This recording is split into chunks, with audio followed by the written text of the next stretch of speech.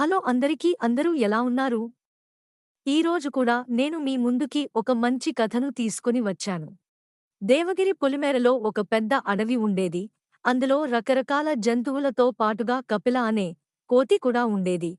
దానికి కంటి చూపు కాస్త మందగించడంతో అక్కడ వైద్యం చేసే ఏనుగు దగ్గరకు వెళ్ళింది. కొన్ని పరీక్షలు చేసి ప్రతిరోజు క్యారెట్, బీట్రూట్ తినమని చెప్పిందా ఏనుగు. దాంతో కపిల కొన్ని క్యారెట్లు, బీట్రూట్లు తీసుకెళ్లి ఓ చెట్టు తొర్రలో దాచుకుంది. రోజుకు ఒకటి తింటూ ఉంది. ఒకరోజు చెట్టు తొర్రలో కపిల పెట్టిన ఆహారం కనిపించలేదు.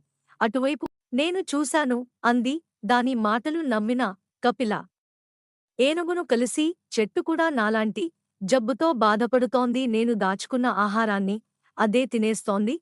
దానికి మంచి మందుంటే ఇవ్వండి అంది. చెట్టు తినేసిందని నీకెలా తెలుసు?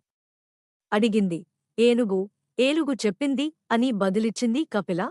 అయితే ఈ మందు ఉండలు తీసుకెళ్లి ఆహారం పెట్టిన చోటే పెట్టు. దాని జబ్బు నయం అవుతుంది అంది. ఏనుగు తెల్లారి ఆహారం కోసం వెళ్ళొచ్చిన కపిలకు మందు ఉండలు కనిపించలేదు.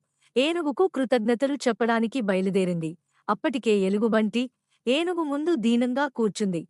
ఇంకోసారి ఇలాంటి పనులు చేయనంటేనే నువ్వు మామూలుగా అయ్యేలా చేస్తాను అని అంటున్న ఏనుగు మాటలు కపిల చెవిలో పడ్డాయి. ఇంతకీ ఎలుగుకు ఏమైంది? అంటూ గబగబా వచ్చింది కపిల. చెట్టు తొర్రలో నువ్వు దాచుకున్న ఆహారం ఎలా మాయమవుతుందో తెలుసుకుందామని తుమ్మ చెట్టు జిగురు ఉండలు మందుగా నీకు ఇచ్చాను. దాంతో ఈ ఎలుగే నేను ఇచ్చిన మందు కూడా ఆహారం అనుకుని తినేసింది. నోరు అతుక్కుపోయింది అని చెప్పింది ఏనుగు. ఇక ఎలుగు సైగలతో క్షమాపణలు కోరింది. అప్పుడు వైద్యం చేసి దాన్ని మామూలుగా మార్చేసింది ఏనుగు. ఈ కథ మీకు నచ్చినట్టయితే మా ఛానల్ని సబ్స్క్రైబ్ చేసుకోండి.